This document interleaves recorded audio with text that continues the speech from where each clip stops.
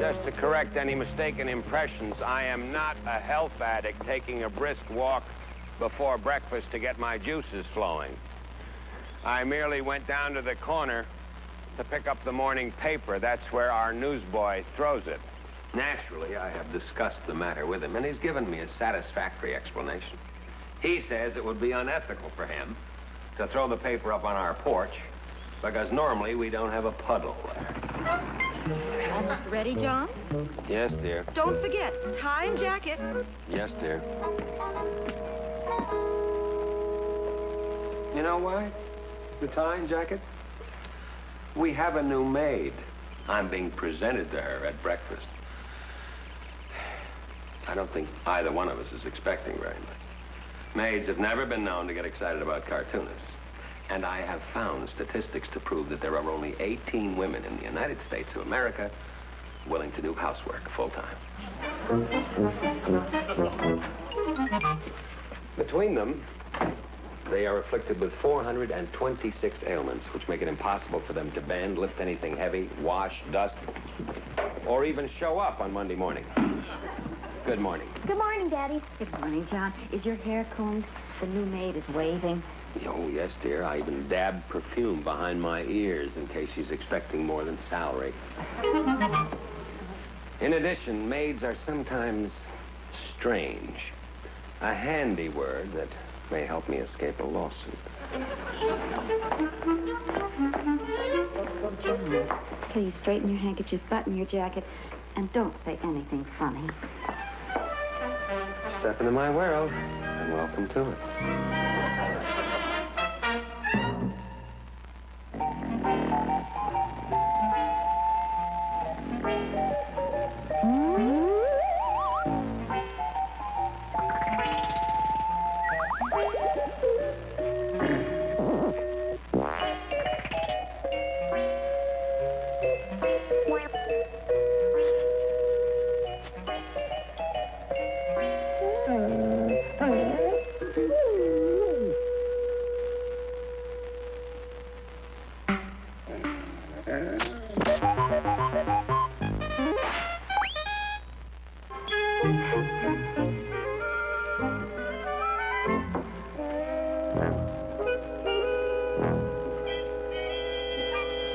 John, please don't just sit there moping. She'll hear you. A mope isn't something that can be overheard, Ellen. And I just don't understand why we have to make such a diplomatic function out of a simple introduction. Maid, this is husband. Husband, this is maid. Mrs. Simpkins is a little sensitive, and I know she'll feel a lot better if she knows we're all happy and well-adjusted. Okay. I'll try to fake it. Happy, happy. Hello, good morning, Mrs. Simpkins. I believe you already know Lydia, and this is my husband, Mr. Monroe. It's an honor to meet you, sir. Oh, what a lovely tie you're wearing. Oh, thank you. It seems to be one of those ties without a label. Well, it's very nice. And you have such a lovely home here. Yes, we like it. This little daughter of yours, so bright, so well-behaved. Yes, we like her, too. And I truly admire this neighborhood. People seem to keep their property up real nice. Yes, they certainly do. Mrs. Simpkins, I believe we're ready for you to serve now. Oh, I have your orange juice and coffee right here. And I brought milk for the child. I hope that's all right. I don't care. I'll drink anything. Lydia, milk is fine. I'll go get the rest of the things right now.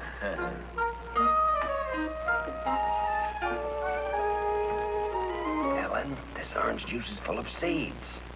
Well, just use your spoon and pick them out, dear. Well, I thought our juicer was warranted against doing that sort of thing to us. That's the electric juicer. Mrs. Simpkins prefers to make juice by hand. I prefer not to strangle on seeds. That's why I spent $29 for a juicer. John, please, try to enjoy your coffee. Oh,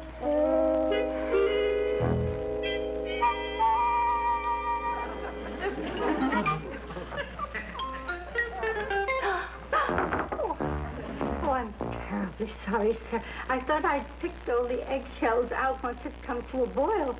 This is boiled coffee? Yes, sir. You've got to let it come to a boil. That's what makes the ground sink to the bottom and the eggshells come to the top. I think that's the Archimedes principle, Daddy. Well, it is not mine. Didn't you see the electric percolator on the drain board? Yes, sir, but it wasn't plugged in, so I knew you didn't want me to use it. Ellen? Now, John, it's perfectly simple. Mrs. Simpkins didn't want to take liberties with the appliances her first day with us. Oh. Thank you, ma'am. That's perfectly all right. Oh, Mrs. Simpkins, would you please bring in some toast? Toast? Oh, heat it up. Well, toasted. You know, toast. Yes, sir. I understand. Ellen, is there something that you'd like to tell me about that woman before you go off and leave me alone with her for 3 days? Excuse me, wouldn't I be better off outside? Yes, thank you, dear. Well? Well, it's nothing really. She's just afraid of electricity, that's all. But how could you hire someone like that? Because she has a lot of good qualities. So have I. But where would we be if I were afraid of pencils? She's an excellent housekeeper. She gets along beautifully with Lydia. But if you're going to place toast above diligence and sensitivity... Now, you are starting to talk like a woman, and I forbid that. It's just terrible. I don't know what to say. You put the bread in the oven like you wanted, but it must have been turned up too high, and maybe it burned all the toast. Now, it's all right, Mrs. Simpkins. You go on back in the kitchen and pull yourself together. We'll get along fine. Yes, ma'am. Well, I'll make this up to you someday, sir.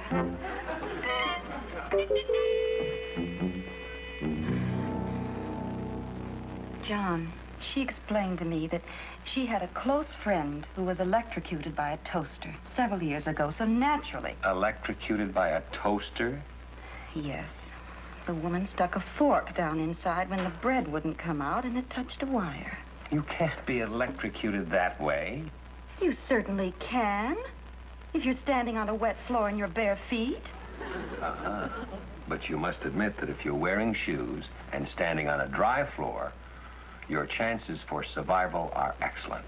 Yes, but a toaster can't hurt you if you don't use it. Now, that's Mrs. Simpkins' viewpoint, and I do try to see her side of it. Ellen, you are a warm, understanding person.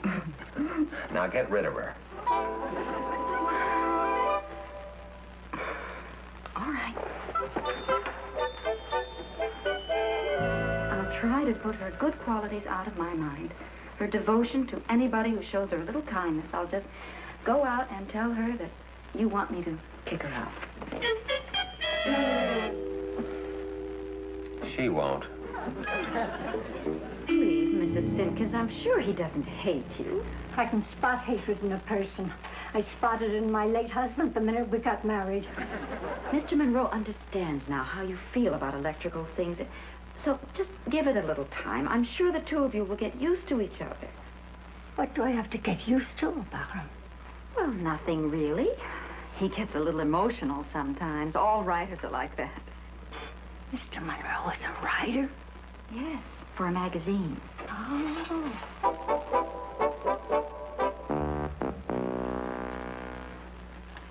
I had a friend work for a writer once. He had fits. Whenever he wrote something that didn't suit him, he'd sit down the typewriter and howl like an animal. Well, Mr. Monroe doesn't do that. He mashed in his wife's brains with a hammer. He wrote for Ladies' Home Companion. Oh, well, Mr. Monroe doesn't write for them, so you're perfectly safe. Yes, ma'am. And anyway, you probably won't see much of him while I'm gone. He spends most of his time in the attic. The attic? Yes, he works there. Please, Mrs. Simpkins, just try not to disturb him, and I'll see you when I get back on Sunday. Oh, I certainly hope so. Is she fired? Don't be silly, John. Of course not. See? What'd I tell you?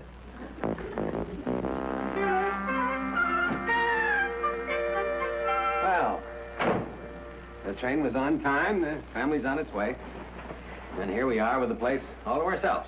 Yes, sir. That's the way it is. I won't interrupt you. I'll just go upstairs. Yes, sir. Oh, Mrs. Simpkins, we do own a vacuum cleaner. I know. Well, if you're afraid to plug it in, I'll be glad to do that for you. Oh, no, sir. I couldn't put you out that way. And besides, I enjoy sweeping. No, you see, you're turning this hall into a dust bowl. I prefer you use the vacuum. Oh, I'm afraid I could never bring myself to do that, sir. I'd always be seeing her in my mind. Who? The lady in Kansas. What lady in Kansas? The one who got her shoelaces sucked into the vacuum cleaner. It took her feet right out from under her, and the poor woman lay there on the floor helpless till they came and found her half dead from starvation.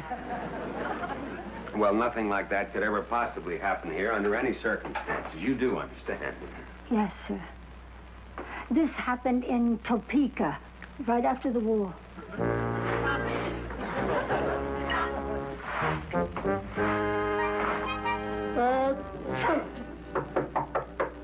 I'm sorry to bother you, sir. What is it this time, Mrs. Simpkins? It's about fixing dinner, mister. The stove is broken. What do you mean? Oh, the pilot light, it went out. Well, light it again. Oh, a close friend of mine knew a lady in Cleveland who tried to light a pilot once. And? And they found her dentures in one of the suburbs. I see. Well, I'll make it easy on both of us. I'll fix my own dinner, and you can have the evening off. Yes, sir. I'll take a bath. Fine. Yes, sir. Would you mind turning the heater on in the bathroom for me? I'll be right down, Mrs. Simpkins. Thank you very much. Thank you.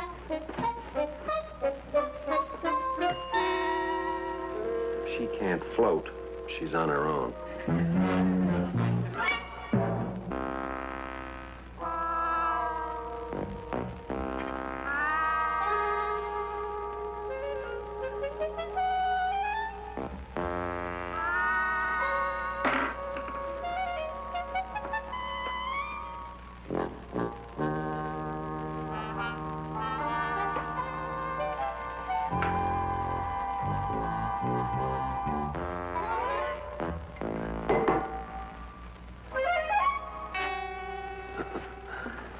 It really was an excellent omelet, but I find that periodic fasting is a stimulant to the creative process.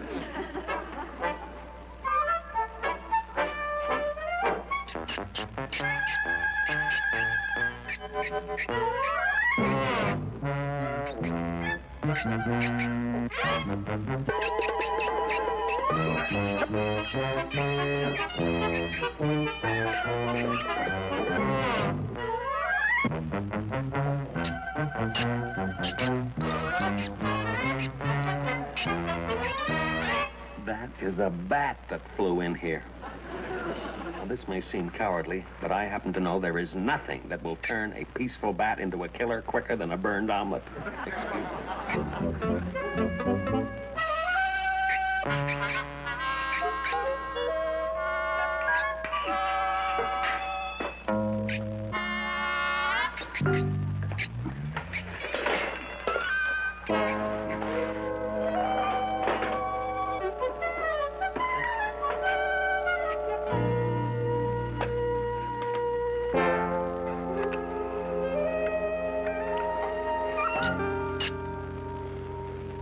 Operator, I want to talk person to person to Mrs. John Monroe in Poughkeepsie, 555-9038.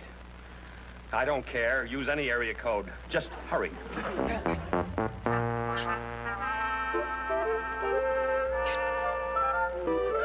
Hello, Ellen. John here. Yes, John, what's wrong? Are you sick? Have you hurt yourself? Oh, don't be silly. I'm just lying down, wondering what's new in Poughkeepsie. Not a thing, John. Well, there's something new here. It's it's a bat, as a matter of fact. It's flown into the room. Well, just ignore it. It'll find its way out again. Ellen, I don't mean to alarm you, but actually they are vicious. They get in your hair and bite your head. Bats are not just birds, you know. They're mammals. What's wrong with mammals? All of our friends are mammals. That is irrelevant. Our friends don't come over here and fly all over the room. Well, it's probably frightened. Just ignore it. It'll find its way out or go to sleep. It doesn't look sleepy, but I'll give it a try.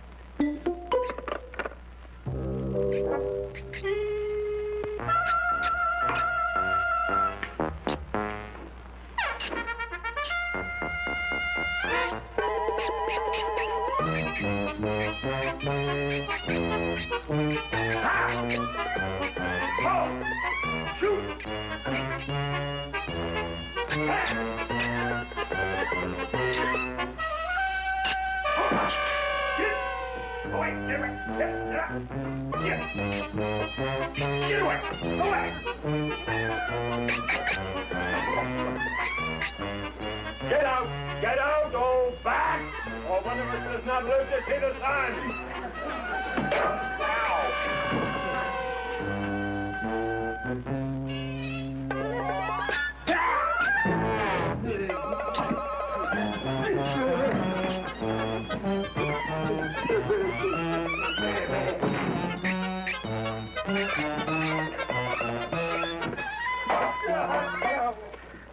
Hello.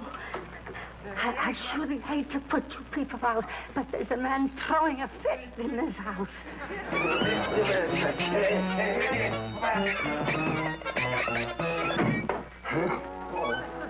Oh, Mrs. Simpkins. Oh, don't touch me. I beg of you, mister, don't touch me. Don't be childish, Mrs. Simpkins, for heaven's sake. A bat flew into my attic. I chased it downstairs. I thought it might have flown in here. Nothing's been in my room except you. I beg your pardon. It was just a reflex action. You wouldn't touch me, would you? No, I wouldn't touch you. Somehow I believe you. Well, I'm most appreciative. Now, if you'll excuse me.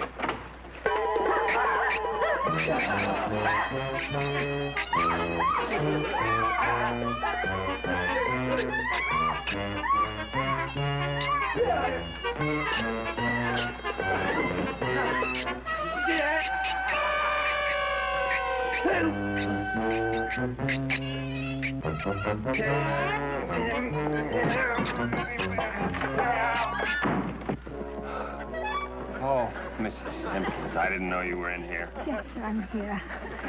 Well, I don't see any cause for you to lose any more sleep. Why don't you just go to bed? I couldn't do that, sir. I'm scared to death. I've been meaning to speak to you about these unreasonable fears of yours. Yes, sir. Well, I didn't mean now. It's getting very late. Yes, sir.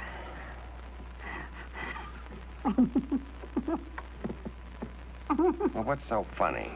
I was just picturing what Mrs. Monroe would think if she knew we were here together late at night with me only in my gown.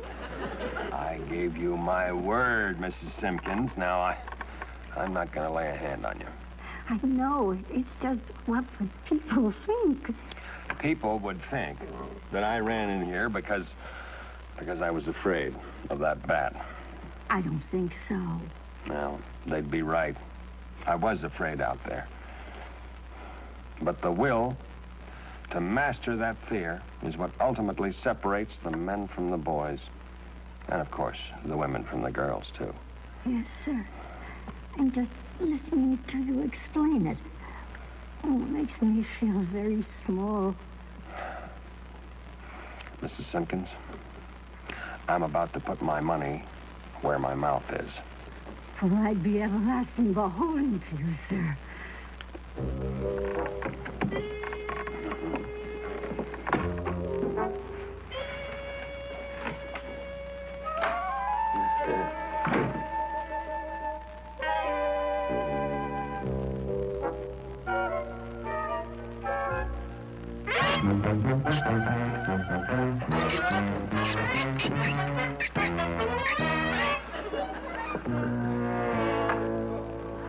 The bat has been vanquished.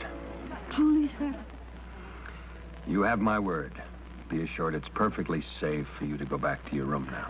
Oh, I swear no one's ever risked his life for me before, sir. I certainly will never forget it. Good night, sir. Good night.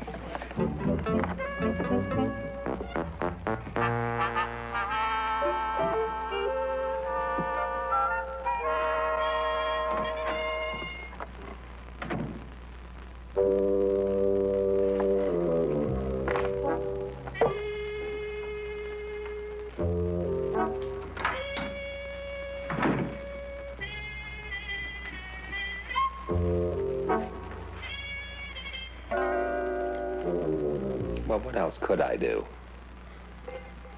The woman was in a panic bordering on hysteria. Besides, that bat will find its way out of the house eventually. Ellen promised me it would.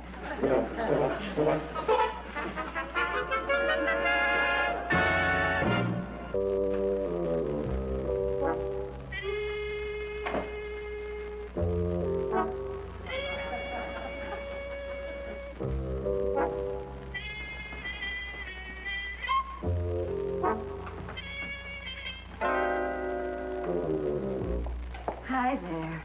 Ellen, what are you doing here? Your train was supposed to arrive tonight. I decided to take the early one so Lydia could get a good night's sleep before school. Oh.